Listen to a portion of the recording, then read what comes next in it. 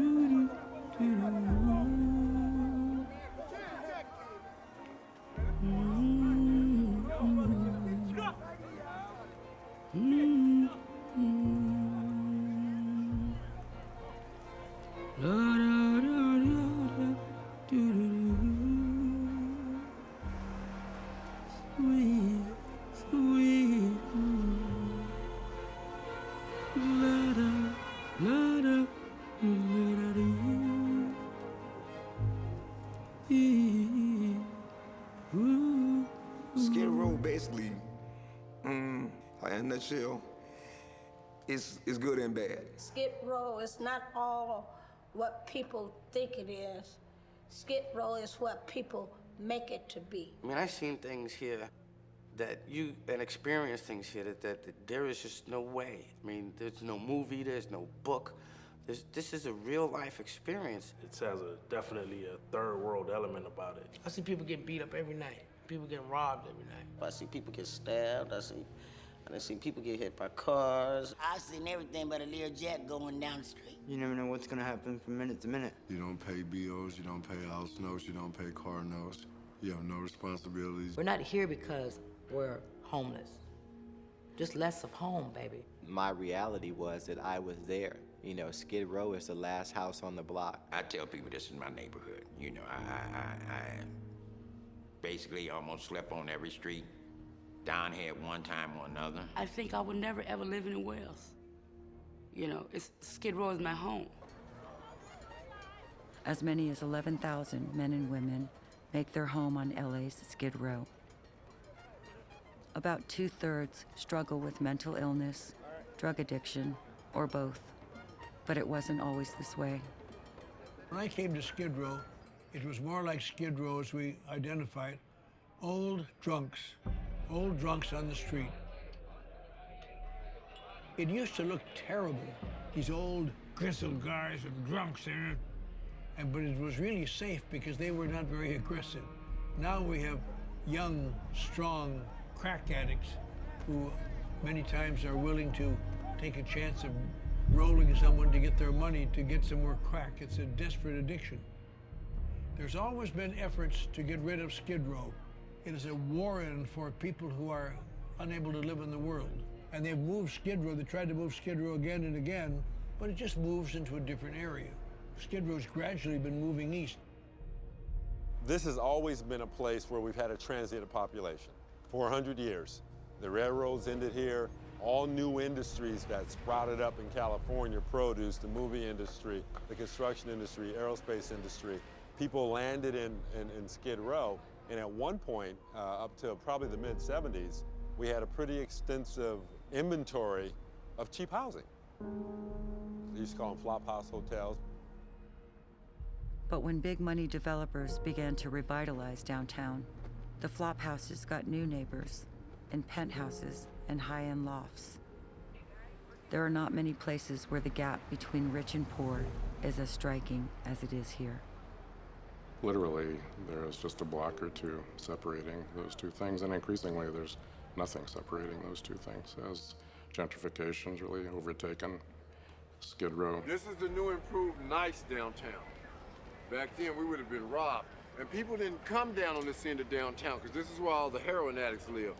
And all this was dirt fields and burn barrels, and they would cut your throat down here. People didn't come past Main Street. This was called the pits back then, down here. The people are totally different. It's a whole new generation and era of people. Skid Row is now just seen as potential real estate. It's really the ground that's here that people are interested in, and not much interest in the people who are on that ground. Everyone who lands on Skid Row has a story to tell about how they got there. For many, it's the last stop after losing everything.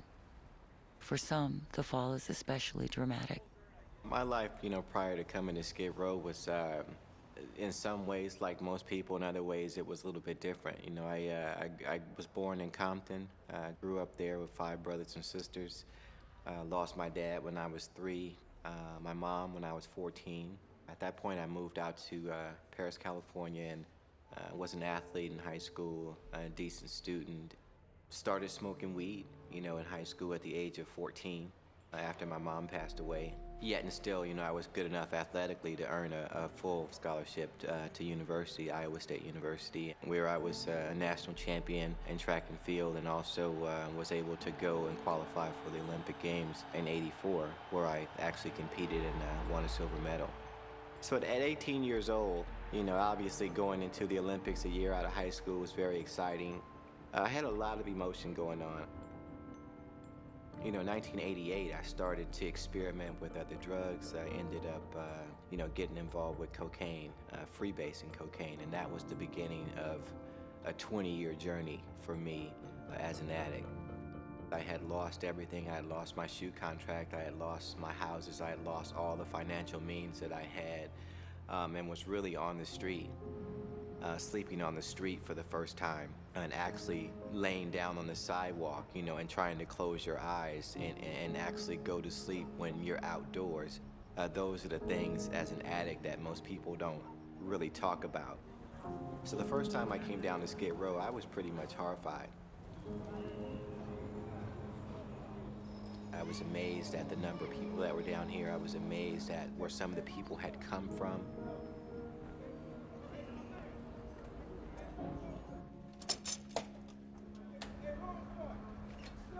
Orlando Ward is a recovering person himself and a role model for me. When I got to the mission, I was able to work with Orlando, and I was able to see what recovery, 7 years down the line, what it looks like. Because we believe so much in giving guys an opportunity to be of purpose and to work, 60% of the jobs here are held by program participants. That are guys that 30 days ago were in a cardboard box. The Midnight Mission first opened its doors in 1914. Since then, thousands have passed through its drug and alcohol treatment program. 244 men occupy this space here at the mission, and we're going to go and see where I got my humble beginnings in recovery. This is the residence. When you first come into the Midnight Mission, everyone that comes in has to come through this dormitory first. So this was my bed, C3 up, and you can see that it's empty. This is just the way it was when I got here. I did a lot of soul searching in this bed right here. I had to make up my mind whether or not I was going to try to stay sober, what the program was for me, what I was really doing here. At 41 years old, what are you going to do? I mean, at that point for me, it was either you go forward, with the other lifestyle, or you try to pull back and do something different. Anytime you fall from grace, or you fall from lofty heights, if you want to use that word, it's humbling.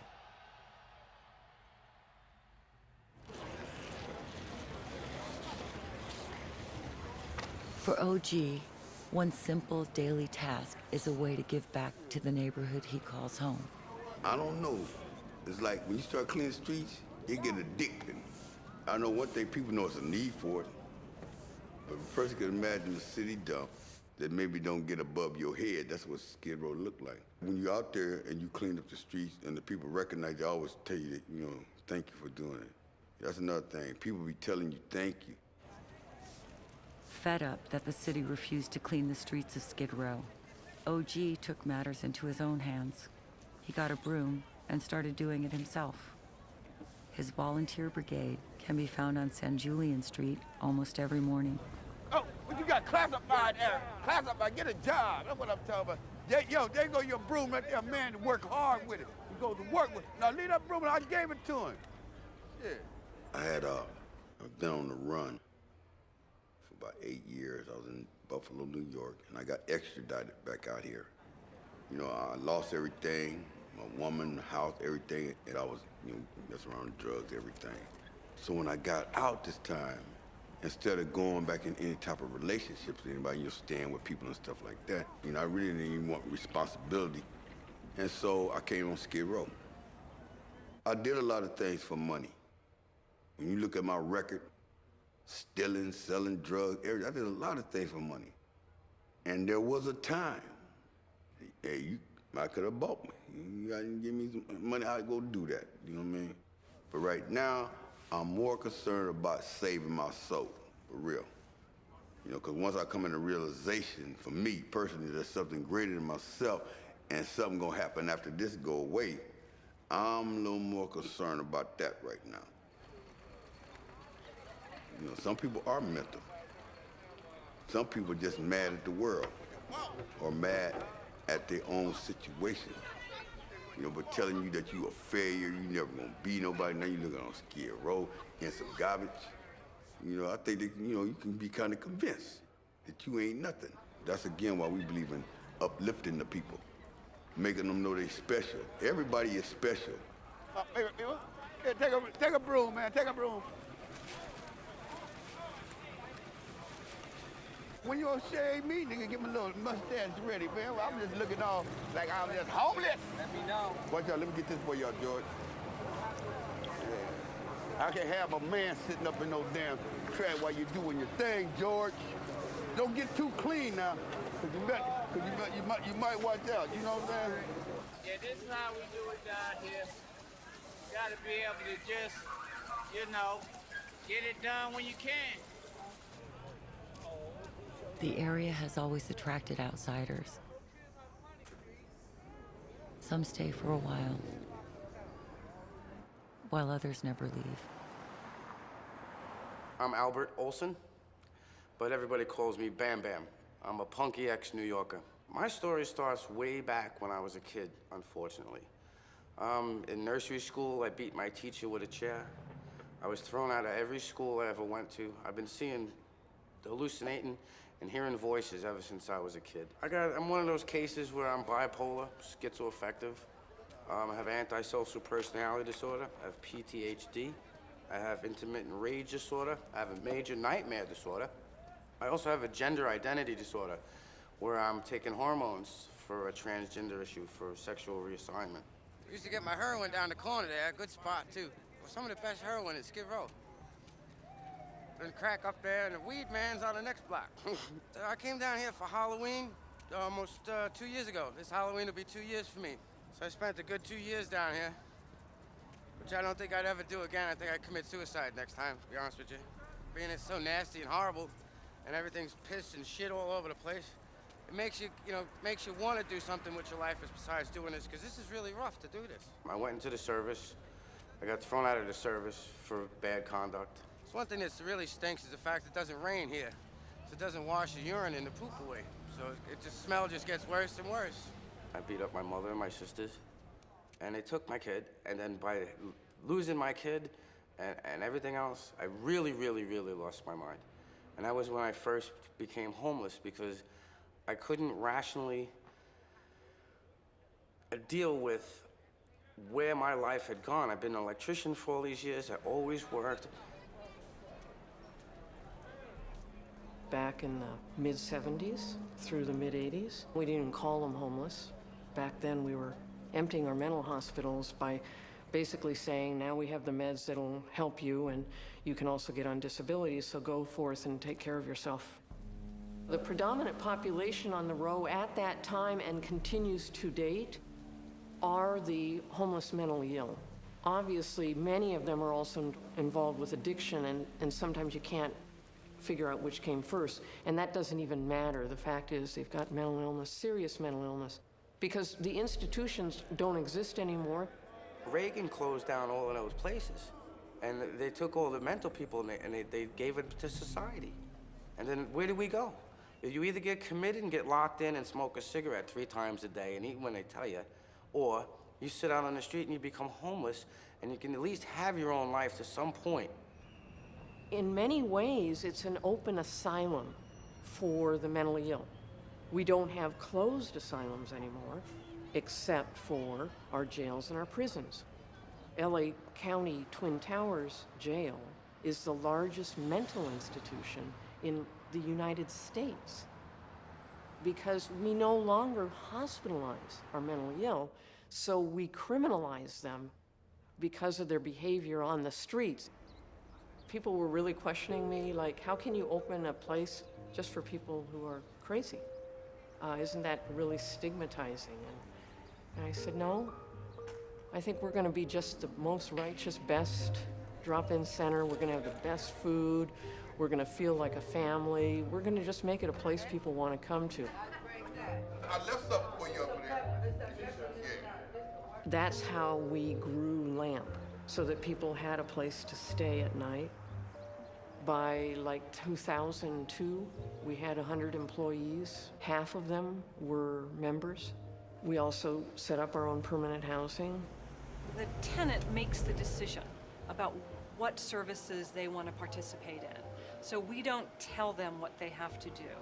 And for someone that has been living on the streets with mental illness and has been disenfranchised from health services, as they all have been, that this is so powerful that they can make decisions about their life, really often for the first time.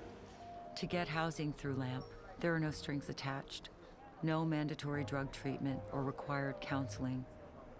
LAMP gains the trust of people long alienated by the system. The idea is just to get people off the street, then offer them choices about how to get the care they need. There's been people that have been there for years. If that's how long it takes for you to get your mind together, then they're willing to work for it, you know? That's what we need. I have came in contact with some of the most beautiful people that one could ever know. Amen. Amen. God bless the food. At the Lamb Lodge, we're like a family. You know, we cook together, we eat together, we play cards together, we sing together, karaoke. I love Lamb because Lamb deal with all types of people. Diversity. I have never in my life been any place. I mean, all types of people, all types. When I decided to come down here in 2002, I saw people just like me. Depression was one of my biggest things. I've been cooking ever since I was 7 years old. I love to cook. I always say I'm not gonna cook. I do it anyway. Every time, I do it every time. I have an illness called neurofibromatosis, where there are tumors that grow in and out around the central nerve system of my body. I know my health is not good, and I know things that are going on with my body. I had my breast removed, dealing with cancer. So I'm trying to be strong, and I'm trying to be, you know, at wit, you know, and just enjoy my life, what I have right now. What I'm doing right now is loving myself, going to the doctor, taking care of my business. No matter how much pain I'm in, I got to do it. I was homeless for 14 years by choice. It wasn't because I couldn't get in, it's because I didn't want to go in. And then finally, a steward from LAMP came to me and said, "Are you ready to come off the street?" And I said, yes, and he made it happen. I come from a home, a very good home, you know? A very good home, but I wanted to live out on the street and be wild. And I learned. I went to the hard school of Knox, because that's what this is. Makes you very wise to life and people. And bullshit, I can read it right away.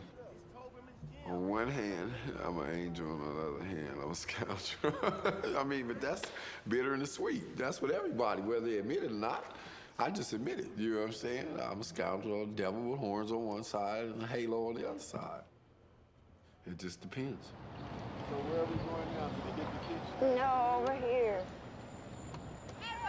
Yeah, those cannot get in the street, and these can. I was born in a trader house over here in San Pedro. My father was in the service in World War II. Then I was raised in New Mexico, where my grandmother was born. I'm from the Mangum clan. It's a rich and powerful clan in New Mexico. I put 4 years altogether in Arkansas, and I put the last 20 years in hell. That's Arizona. I had my first cats when I was 3 years old even. I've been feeding these for over 5 years now. I had to pay $4.50 a month for cat food. I couldn't go get the cheap cat food, the cheaper cat food. I had to pay $2 and $3 and $4 a night for styrofoam containers. Antibiotics cost like $8 for just a few. Now, the thing that struck me worst when I saw this Skid Row was there was no clean, fresh water for the birds and cats. They let caustic solutions and all kinds of poisons go, and psych drugs in the waters that the cats and the birds are drinking, and no clean food supply for them. You should know by now that there's a bunch of them in here. This cat food is a lot more compacted than the other cat food. Kitty, kitty, kitty.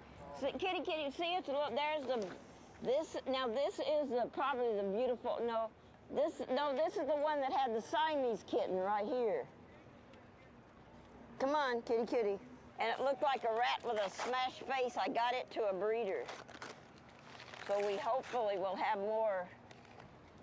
Yeah, those kittens, the bigger ones had a lot of red in them when they were born. They had red in them? Yeah, that means they can throw purple. Anything red, peach, blue, you made it blue, they'll throw purple kittens. So if they breed with other cats, the cats are going to be born No, purple? they have to be made with something that's blue, a blue mask Siamese, blue mask Himalayan. Throw purple cats. You stand back, buddy. That guy's a psycho. He's been on psych drugs so long, I don't know if he's still on them.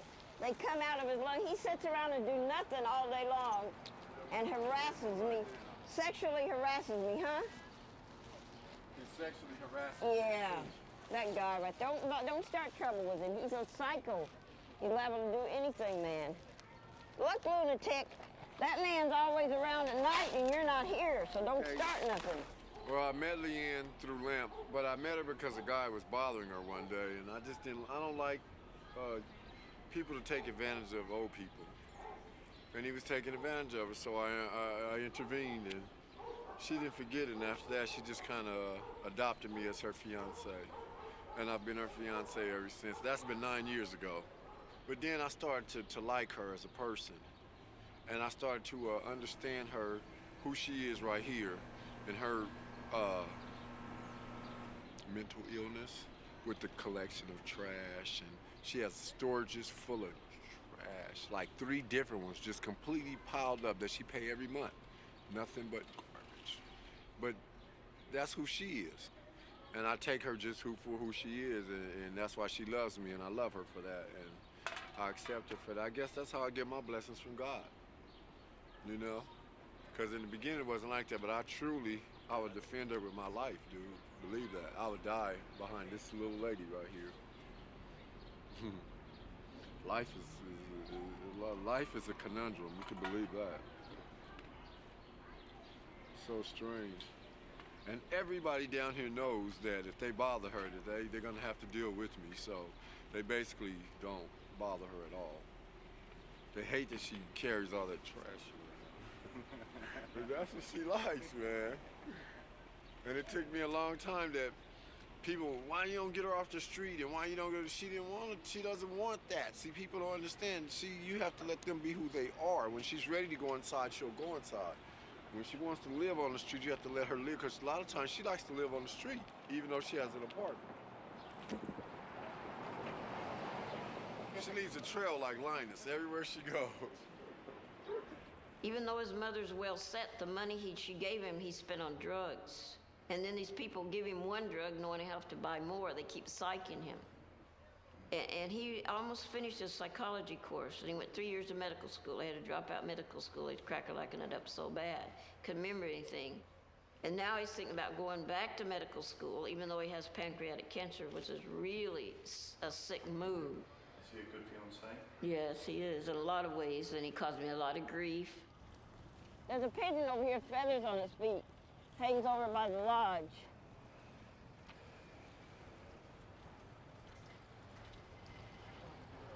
There might be some containers in here we can use. There, this will be for mine.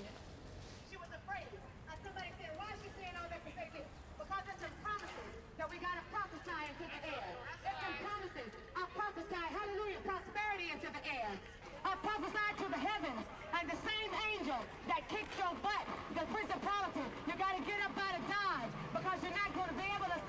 here anymore. The Lord said, now, if I find 10 righteous there, I will not destroy the city. He sent those 2 angels down to look upon the city of Sodom and Gomorrah. And when he looked out on Sodom and Gomorrah, hallelujah, he didn't find no righteous there. But somebody say righteous Lot. Righteous Lot was a descendant of Abraham. There's some descendants of Abraham right down in the midst of here. That's why the brimstone from fire from heaven have not come to consume it. I'm telling you, and I'm speaking, and I prophesied in the air, your store's gonna get shut down. No more pornography. No more crack cocaine. Hallelujah. No more 10 cents. Oh, shut up, oh, sata. You ain't gonna be able to go up in the bathroom and take a hit. You ain't gonna be able to go in the bathroom and get a blowjob. We gotta be real. We all adults out here. In the name of Jesus, that beautiful woman selling her body for a piece of crack that's going to destroy her, because this flesh knows it will not go up into heaven. Welcome to Skid Row. This is it. This is my home. I was sleeping on San Julian with a blanket and some real close friends, and sometimes I still go outside and sleep because it's comfortable. It's comfortable. Sometimes when I'm inside, it reminds me of why the hell I left. At the age of 16, I tried to have myself committed into a hospital because I wasn't interacting with other people in a healthy way. I didn't feel connected to anything. I remember feeling very depressed, and I thought, well, I just saved the world and myself, you know, a headache. And if I go in at 16, then I never have to come back out, I guess. But they wouldn't accept me. You know, they wouldn't even accept me. That's a bad place to be in, you know? I ran away from home at 17 and a half years old.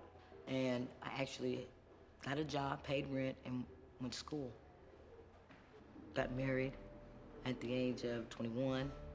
I had my daughter, my first daughter, at the age of 22. Then I had my other daughter, and then my last daughter, my baby girl. Their father divorced me. At that point, I mean, there was nothing healthy about me. Everything was distorted. I was just so restless. I don't know how I did it, though. I don't know how I raised those 3 girls like that.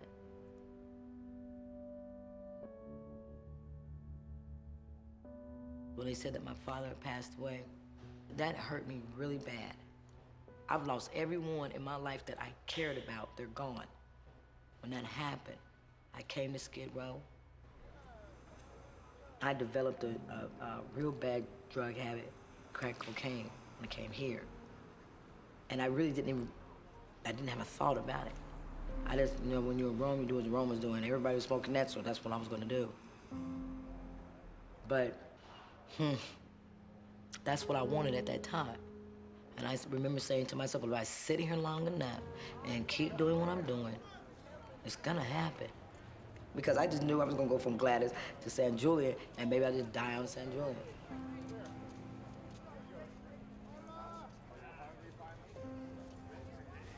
God has been good to me. He's kept me safe all these years down here. And I've been through the most turbulent times down here, and in jails and institutions too. Part of my addiction is a drug addiction, crack cocaine, also addicted to the lifestyle of downtown where no one judges no one. I grew up in Compton riding horses. I've been riding horses since I was 3 years old. And people had horses in their backyards that they never rode. I just started going to give people horses, take them out. No, he's gonna buck you. I'd get him and ride him. They said, you rode that horse? I said, yeah. You know what I'm saying? So I knew I had a talent for riding horses. I knew they had a liking for me, and I had an understanding to them. I want to know why you like cats so much. What do they do for you? Well, they spark me. Yeah, that's what I want to know. Tell me. I like the smell of them, the feel of them, and they spark me. Okay, that's all I wanted you to tell me. That wasn't so hard, was it?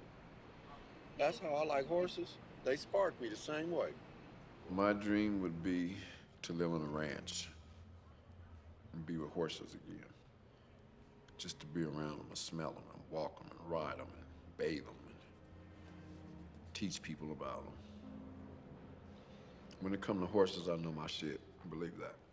And there, have children? Yeah, I have 5 living. One died inside me. I have 2 adopted children. Where are they now? One of them, they sucked him into the FBI. He was in Arizona last time I saw him. One lives in Kingman, Arizona. Michael Andre Norris. Well, I did talk to a guy in Arizona, in Phoenix. Told me that, she told me, what was his name? Prescott. Prescott. Billy Salazar. Bill Salazar. Bill Salazar. She called this guy, and I got on the phone. This guy answered the phone, and he knew who she was. And I told him that she was my wife, and he said, keep her down there. It's over. It's kind of dead, though. Yeah. I've noticed, I guess, that the cops have arrested so many people, ain't nobody left on the street no more. This place used to be wall to wall. People up and down the whole block, man. You couldn't hardly walk up and down the street. Cars couldn't even pass. Now with all the cops and everything going on, everybody's either in jail or they all went to Santa Monica or Venice or Hollywood or somewhere else. We don't need more jails. We need more mental institutions. And we need more doctors to come down here instead of more people passing out sandwiches. That's what we really need. And we need more understanding. We need the awareness that we're not all drug addicts. 3 things impact our central nervous system: the environment that we grow up in and that we live in, our DNA, basically, what we're born with, our genes, and drugs. Dopamine is the reward neurotransmitter. I mean, it's what zings and releases from our brain cells when we are sexually aroused, when we smell something good that we'd like to eat, when we smoke crack. A brain of a schizophrenic person, untreated, unmedicated, is awash with dopamine, more so than a brain of a person who doesn't have schizophrenia. The schizophrenic brain cannot filter out the noises, the heat, the vibrations, the other people talking to you. It's all coming in at once. So the medications that we give people for schizophrenia reduce the dopamine. Unfortunately, they reduce it too much, and they feel dead inside. They don't get to feel pleasure anymore. These folks wake up every morning and have to face another day being a stigmatized, marginal person in the world, and have to make decisions about using street drugs or using prescribed drugs. Street drugs are easier to get than prescribed drugs. Street drugs feel better. Prescribed drugs don't particularly feel better in their heads. Everywhere there's mentally ill people, there's always a major amount of drugs because we need them. It's on medication. If we self-medicate, so be it. How else are we gonna do it? What else would you like me to do? I can't even get my mother to answer the telephone. What am I supposed to do to get my medication? Except get drugs, sleep on the street, and be who I am. Try and make it. In the absence of sufficient services for the mentally ill, the job too often falls to the police. On Skid Row, Officer Joseph is a neighborhood fixture. Working by myself, like I said before, is very dangerous. I've been doing it for 3 years in Skid Row, and the reason why I believe I've been able to maintain is because the people know I really do give a damn about them. They really know I care. So they respect the fact that when I arrest somebody, I'm not doing it out of malice. It's because I'm trying to make their community better. They understand that. Ladies and gentlemen, if you have crack pipes, needles, syringes, anything illegal on you, it's time for you to get off the block. I don't want anybody doing anything illegal near these missions. If you don't respect yourself, respect what people are trying to do down here. People are trying to get better. Excuse me, hello, I'm the one that we just called. What's the problem? Police, I'm the one that didn't want to get up because I was smoking my medical weed. If he's saying that he doesn't want you on the stoop, then you just have to do what he says. I wasn't even on the stoop. I was on the curb right over there. I don't have, if I'm in severe pain, I'm not supposed to talk to you like I'm coherent. The medication that y'all been trying to give me, I say that I'm allergic to it, and then when I say that, y'all fucking take me, y'all don't do nothing. Y'all send me the new image, my nigga. Y'all send me the new image. Yes, my son has been in foster care, so I know what y'all do to people's children, and I stated that when I went to convenience. So if you ever, Alan Terry Blackman, if you ever want to know, your mommy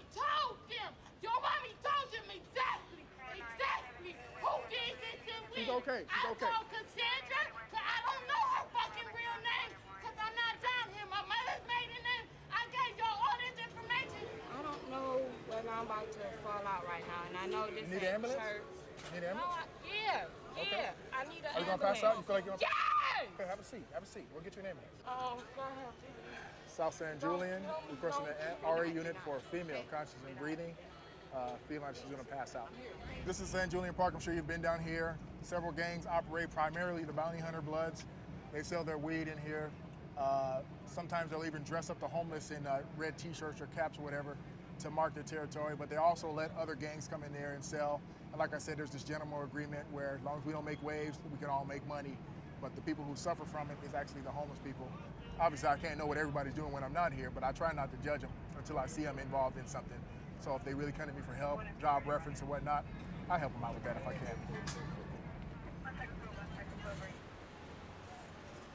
In response to the intense law enforcement on Skid Row, some local residents have made it their job to watch the police.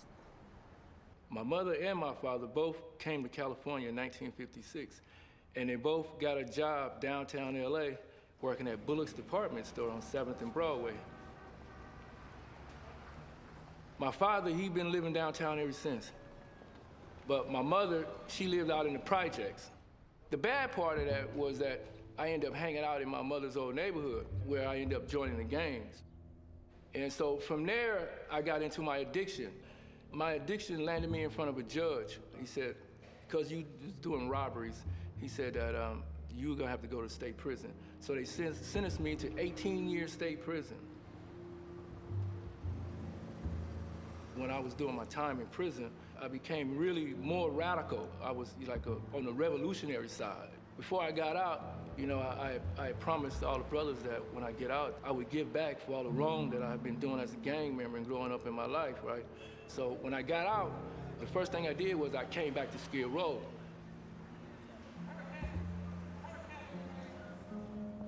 So one day, 2 bicycle security guards from the Business Improvement District, call it the Purple Shirts, had this woman twisting her arm up in the air, right? And they was about to break the woman's arm. So I said, hey, what are you doing, man? I said, let the woman arm go, is you crazy?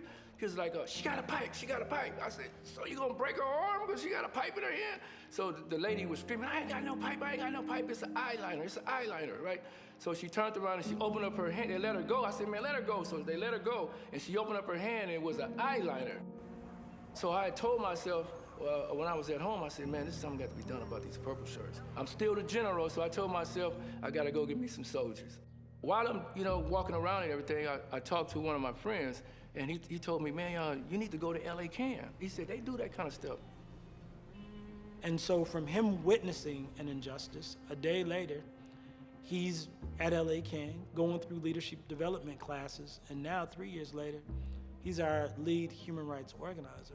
My job is to keep trying to wake up the masses, you know, and to keep, you know, exploiting, you know, what the system is doing.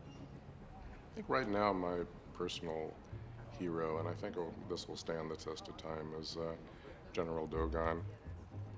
And the reason I admire him so much is the reason I admire so many people down in Skid Row is that he's really somebody who grew up down here and then now spends all his energy basically trying to defend the rights of other folks down here. General Dogon did 9 years in the state pen. 6 of those 9 years were done in solitary confinement.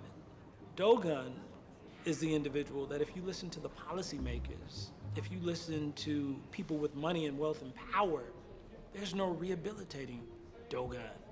You know, he's a career criminal.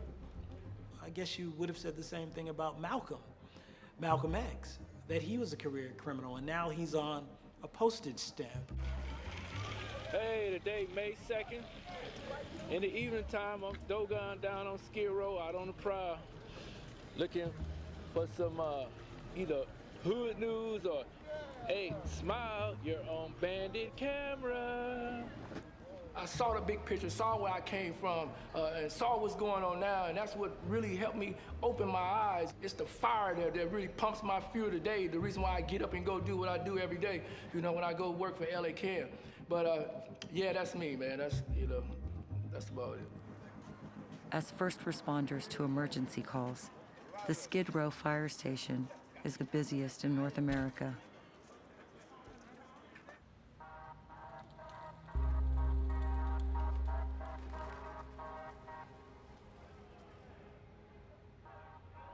Back in the mid-'70s, the city made a policy that Skid Row would be a contained, preserved area, much like an Indian reservation or a ghetto, where the unwashed and unwanted would be contained, literally. Some of that, at least arguably, was done for humanitarian reasons, that it would be easier to access services if they were all up in the same place and so on. But it also fit neatly with the desire to keep people off of Bunker Hill and the redevelopment that was then happening to the west of here. One of the other important things to understand about Skid Row is that it's not primarily a homeless population, and people tend to think it is. And it's really critical people understand that, because if you think of Skid Row as primarily a homeless population, that's one set of issues with one set of solutions. Then you build large shelters, and if you do it the way some people at City Hall would like it, you'd build them out in the desert.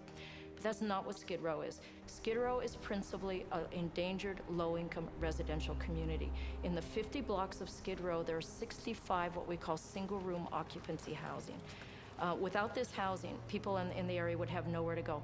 Who in the private or the public sector builds housing for a single adult whose total income is a $223 general relief check? The majority of people in this community is either on SSI, Social Security, or GR. And so that's the reason why we call this community our home, because this is what we can afford. You know, we had to go to the Community Redevelopment Agency and get moratoriums that stop the immediate conversion of low-income housing units into condos and lofts. We lost 1,000 units in about a 3 or 4 year period from about 2000 to 2004. It took the city a long time to respond with a moratorium on losing that housing. Gentrification is the process by which new people come in and they have higher income levels, and then economically the older people are forced to leave. You know, all these uptowners who want to come and have their sort of Disneyland, Manhattan experience, they have other options, the other communities they can go to. But the poor of Skid Row really have no other housing anywhere at all. Almost anyone would say to you, you've got to be crazy. Why would you save Skid Row? What is the possible value of saving Skid Row? If you think about it, if thousands of people on Main Street lose their housing, that's thousands of people for whom the city will have to build a massive and costly shelter system. It makes far more sense to preserve the housing the poor live in and let the poor continue to pay their own rent. So it makes good economic sense, not just good social and moral sense, for the city to, in fact, preserve the housing that's in the Skid Row area. There are a lot of empty lofts in the area. The city could convert that into housing. Depending on who you ask, it costs about $16,000 to $24,000 a year to have someone in supportive housing and housing with services that help them stay in that housing with a 85% a year retention rate.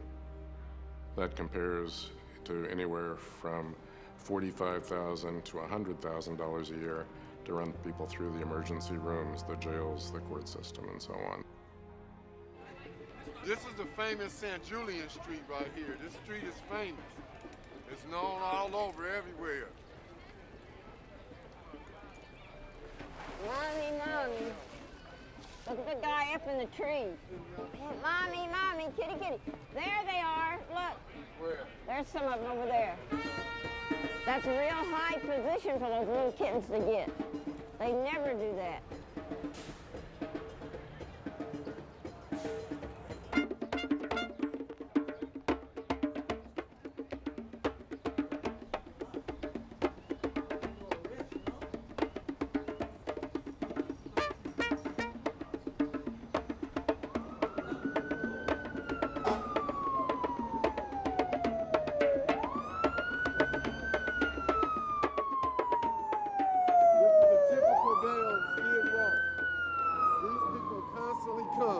Every 3 minutes, you'll see a fire truck or a paramedic. This here is the unreasonable things that they do down here. They harass the people. They stop them for no reason. And they'll stop the same person maybe 5 times in one day. And this goes on all day long. They just decide, they see if you wear a white t-shirt and shorts, you're considered either a dope dealer or a gang member. So that's probable cause to be stopped, which is bullshit. Nowhere in the world, in the neighborhood, can you not stand in the street, not stand on the sidewalk, not sit on a crate. Nowhere but downtown Los Angeles is the only place that you can't do that. That you can't. You can go to this neighborhood and sit on a crate all day. You can stand in the street all day. But if you come downtown Los Angeles and you're black or you're brown, you can't stand on the sidewalk, you can't sit on a crate, you can't cross the street, you can't. The fuck is this, a plantation? For years, officials turned a blind eye to Skid Row. In 2006, the chaos finally caught the city's attention. 50 new police officers were deployed to an area less than 1 square mile in size. The Safer Cities initiative cost the city of Los Angeles $6 million in its first year alone. The Safer Cities initiative that was launched in September 2006 had been on the drawing board since 2002. It was originally called the Homeless Reduction Strategy. It was launched with a vengeance in September of 2006, and it was an effort that was really touted by Mayor Villaraigosa, Chief Bratton, as a comprehensive approach to Skid Row. There were going to be 2 prongs. There was going to be a serious crackdown on what was called serious crime in Skid Row, and then there was to be a big expansion of services. Well, one of those things happened, and the other one didn't. The city put $0 into the services side. To come in so hard with the enforcement without having the enhancement piece, getting the services that are necessary to make this a healthy community, was kind of backwards. If you make me get off the sidewalk, where am I going? I'm homeless. Where am I going? When you tell me to go, where am I going? You're not taking me home. So now where do I go? I can't sit here, I can't stand here, I can't lay here, so now where do I go?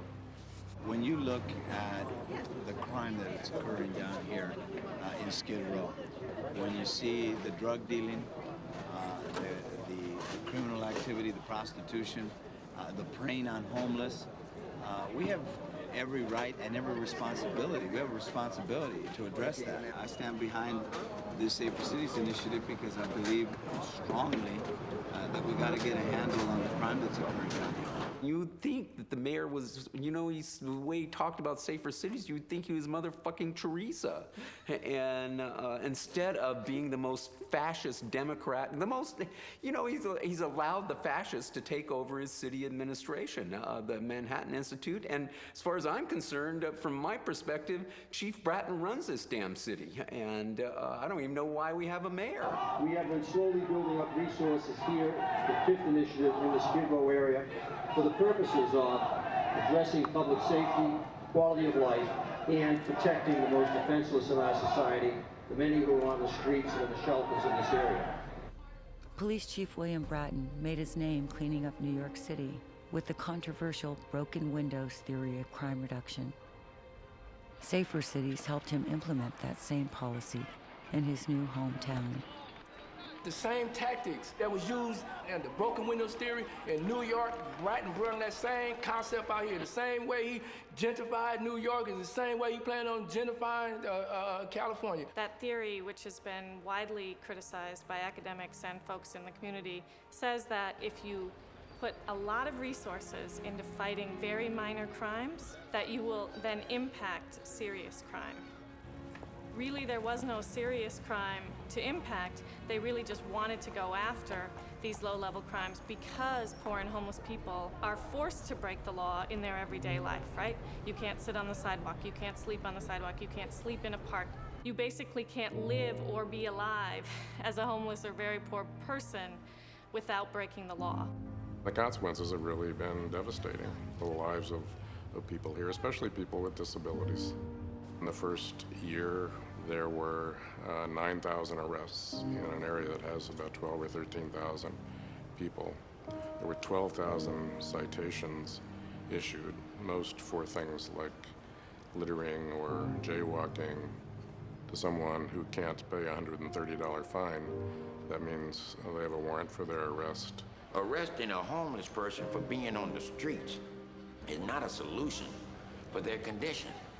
Because the truth of the matter is there's no one, and I've worked in this field of recovery for some years, there's no one that I've ran into yet that has ever told me when they was in the 4th grade and they was talking about career day that they were going to end up on Skid Row.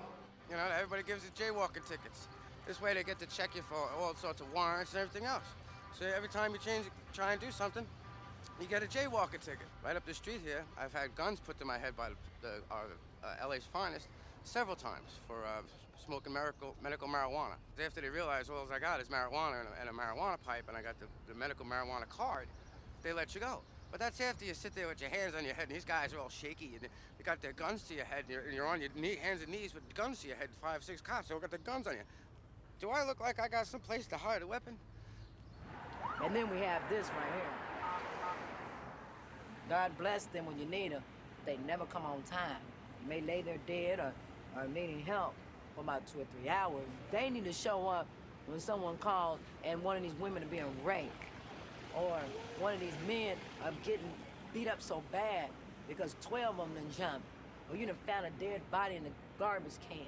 On this end of downtown, you can't be caught with the beer, but cross Broadway where the lofts are and stuff, every Friday night there's full of, and don't take it personal, white people running around with drinks in their hands, laughing and walking their dogs, and crossing the street in the middle of the street like this. The police are riding by, waving and smiling. Waving and smiling, and I do mean literally. And they come down here and they see us, and boy, if you have a beer, it's like you've murdered somebody. They jump out, guns drawn. So it's double standard. Why are you taking a crate from here? Because they're not allowed to have them. It's owned by a company. And you'll notice that we're taking a lot of crates these days. And arrested me for a crate that was sitting by my house on the damn street.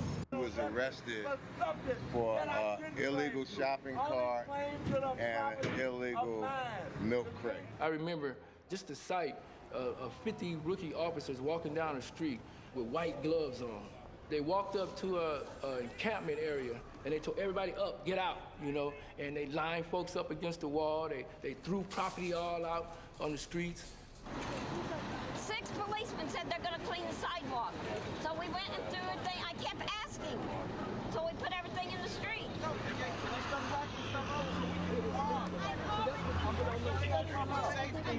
I have been working, and I have head injuries and back injuries. Exactly. And I helped me get myself out. They would sell their money on eBay if they should get the money, right? Watch it, we have live fish. Did you turn the fish over? We have live fish. Did somebody turn our goldfish? What goes around comes around. Civil liberties are something that belong to people who live west of Main Street or east of Alameda and beyond Little Tokyo or in the South Park area. There are no civil liberties honored at all in the Skid Row area. And that's known by the city attorney's office, it's known by the mayor, it's known by everybody at City Hall, but nobody cares.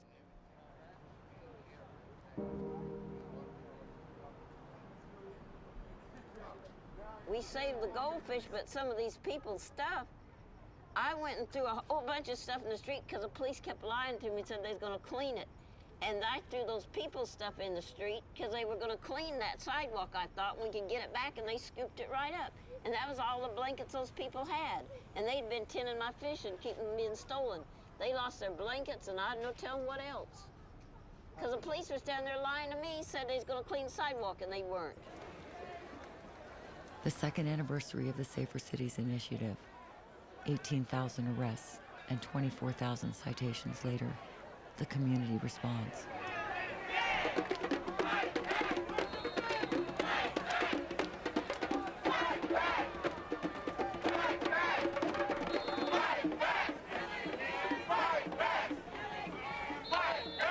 We have gathered today to bring an end to the Safer Cities Initiative that was launched in 2006 against our community and not for our community.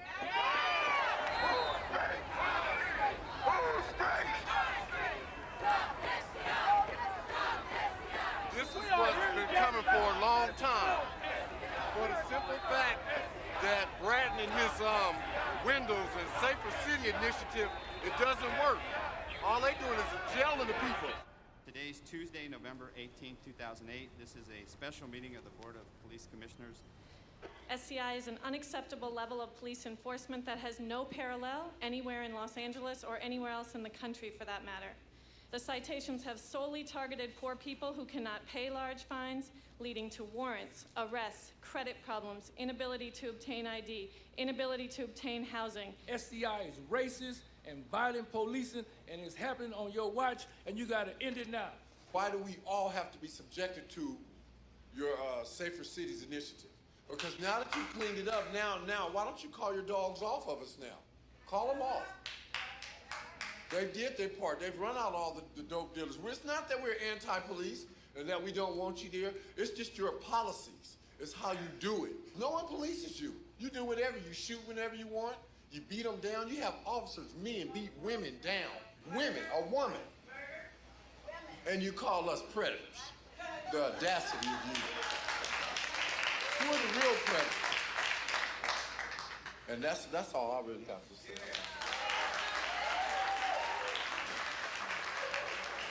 It's just so many atrocities that go on down here, so many. And nobody's addressing it, so the people, we have to address it ourselves. Because I'm a person who stands for the truth, and I stand up to them and speak it and tell it to them in their face. Damn if I go to jail. If somebody don't stand up, we'll all fall.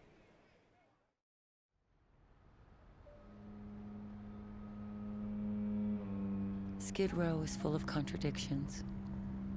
It can be violent, chaotic, frightening, but it can also be a refuge, a place to get well, to find acceptance, to be free. Skid Row is holy ground. We wanted to beautify the neighborhood, and we wanted to use the talent that we already had in our own community. To be able to do the mural as an artist, man, you know, I mean, that, for me personally, that was like beyond all the other stuff I'm doing, you know what I mean? Just to be able to, because that's what I would rather do. Like I said, I wouldn't want to clean those streets, just do me some art, because that's where I escape. That's where I find my peace. You know, this is about our pride, okay? When people walk past that wall, not just the art so much, but the messages that are there. We wanted the wall to speak to the people, too. You know, remind them who they are, you know what I mean? This particular pool here is the pool of Bethesda. When you read in the Bible, you'll read where the angel used to come to Bethesda, to the pool, and he would come in, and they would trouble the waters. Anybody that would get in the waters would be made whole. So this is how Skid Row is. You know, Skid Row is a place where people get their lives back together, they become whole back together. The angels are definitely down here on Skid Row. You know what I'm saying? We definitely got God walking up and down these streets every day. If you can't feel the presence of God, you got to be unholy around here. You don't see no drug activity down here. It ain't costing the police, but we ain't gonna allow it. If I see you smoking crack right here, I'm gonna ask you to leave.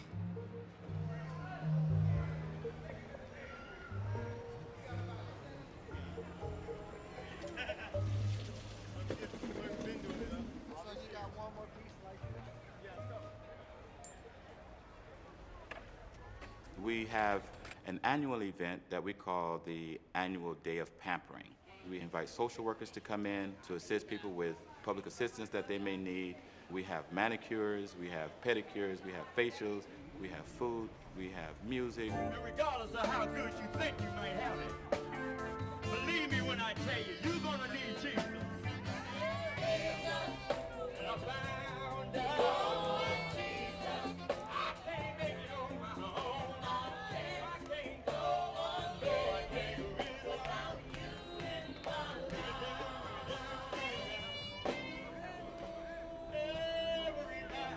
We invite the drug dealer to come, we invite gangbangers to come, prostitutes to come, drug addicts, alcoholics, convicted felons, ex-convicts, whatever the situation is. I got cheese. You got, oh, this is what you want? Yeah, cheese. These kind of singles are tight. Yeah, these gonna be kind of tight. You like your jeans kind of big. Alrighty.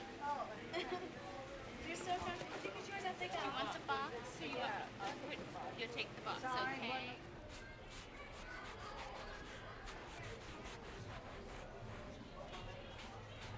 I never did have a pedicure. I did my own feet.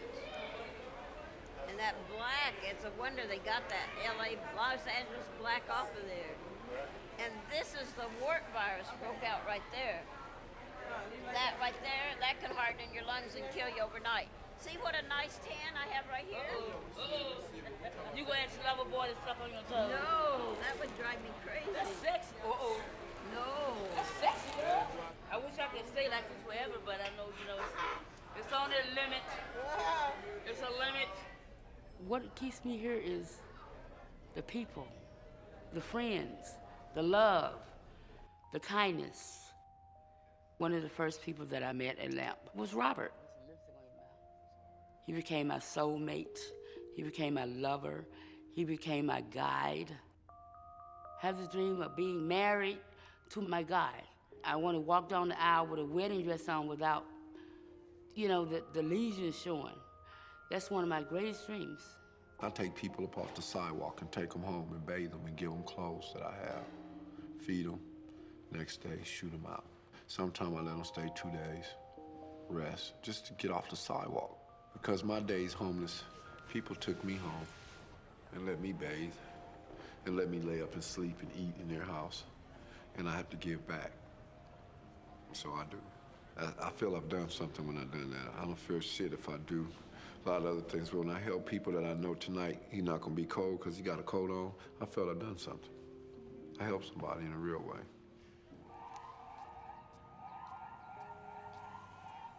Now I'm not on Skid Row anymore. I got my own place. It's insane. And I got my Section 8 and I'm off the street. I'm sober and I'm med compliant. Keep on knocking, but you can't come in. Coffee pot fresh out the dumpster. Gotta love dumpster diving, man. I find such good stuff in the dumpster. You forget. You need things you would never think about that you need. You need dish soap and roach spray and cooking oil and salt and pepper and toilet paper and cleaning supplies and a broom and a mop. This is my lovely Walk of Fame. It's got all my pictures, my certificates of completion. This one here is a certificate from the Claire Foundation. This is a 30-day primary detox. This one here happens to say that I'm transgendered, which was a tough one to get. And then this one is another certificate of completion for homeless court. I had gotten on total like 150 tickets. And what I had to do is go and check myself into getting these two, got me this, by getting into a program. So as long as I was in a program, the courts were cool about all the tickets I had. This one here, this is a picture of my dad and my stepmom. I like the view of the ocean and the hotel, but I don't really like their faces, so I just kind of stuck a thumbtack right through their head. A little picture of my kid when I was my baby, when she was a little tiny little tyke. Oh, she's my youngest. That's probably 2 or 3. This is the happy, cozy condos. This is the main house, and over here would be the guest house. I went from Skid Row with this tent, was on Skid Row with me, and now it's in my living room, and the cops can't come and tell me to pack up my tent. The cops can't check to see if I got a pop pipe in there, and because I'd be like, no, the pop pipe's over here. I would rather have a couch and a chair and all that, but then I have to sleep on a couch constantly. And then I think this just fits me more. You know what I mean? Because I've been in a tent for so long, so it's like I don't want to forget how I got here. And this is the constant symbol of what I could be and what I could have been and what I was. This is my house. This is my house inside my house, which is the best house in the world. My humble abode. It's not about what I did and what I've done. It's what the hell I'm doing. I love you. I love you too. And I'm still trying to become the best mom that I still can. It doesn't matter what age they've reached, I'm still their mother. Now the toughest job that I have now is taking care of me. I can't come full circle because I never had a full circle in the beginning. I want to keep getting better and I want to do things. So I'm getting therapy. This is the first time in my life that therapy does work. I know that deep down inside, there is an illness brewing. Or it's probably done boiled over at this point. I don't even realize it. But I'm scared to death to find out really that I'm a lot sicker than I thought. So that's scary. People would always say, just go to therapy, maybe talk to somebody. And you hear that so much, and you're thinking, but who wants to just go and, because that's all I did all my life was just talk. But see, maybe the right person wasn't listening. If Skid Row is a step away from the pits of hell, then thank God I'm not in hell, because that one little step makes a damn big difference, because this is the healthiest I've ever been in my life.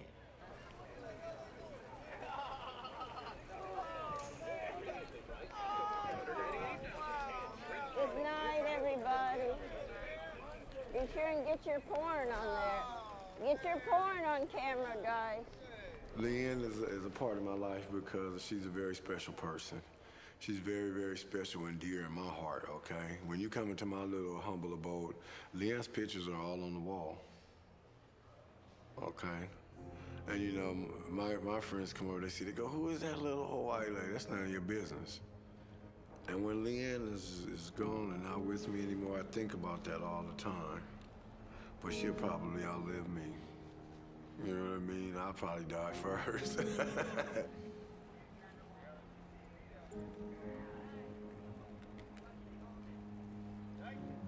If I was to become rich, I would build maybe on 60 acres or something, and she could have her own little house, cats, as many as she can have, and all the trash she wants. And it would be fenced off from everybody. Enough room for her to move and go about and dig and collect and storages so she could store all of the garbage. And because that makes her happy and content, and it makes me content when I see she happy.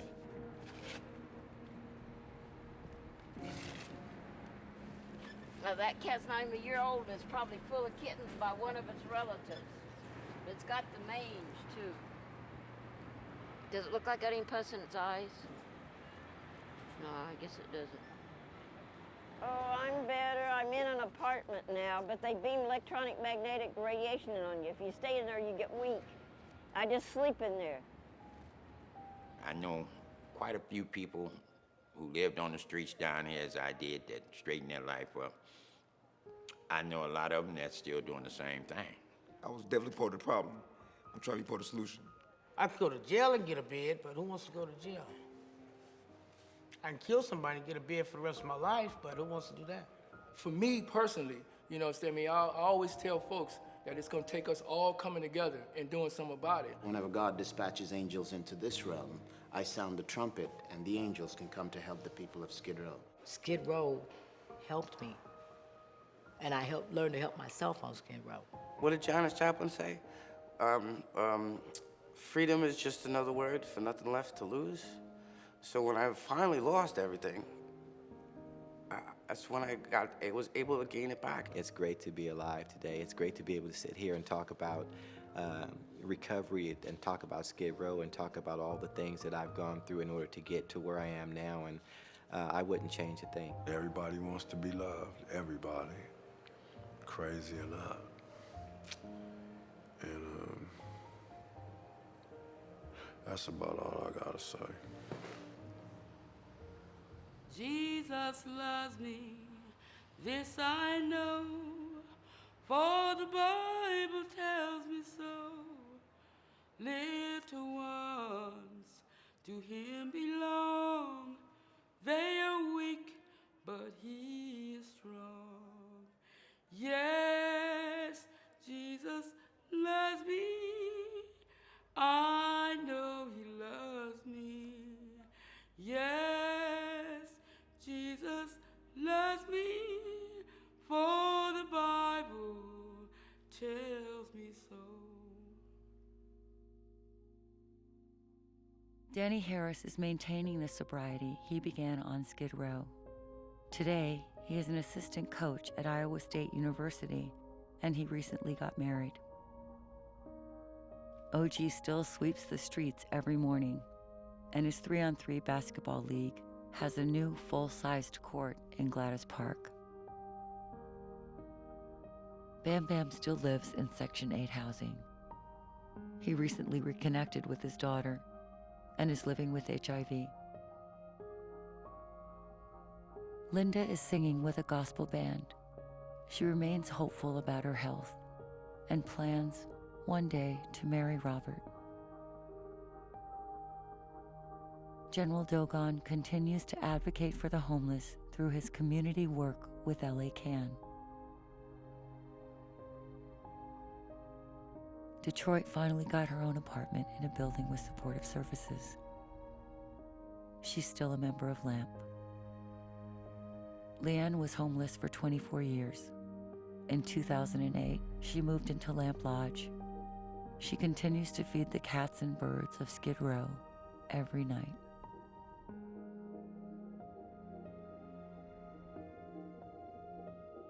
Early on Easter morning, 2009, KK and another man named Tommy Hayes were shot and killed inside a Skid Row residential hotel.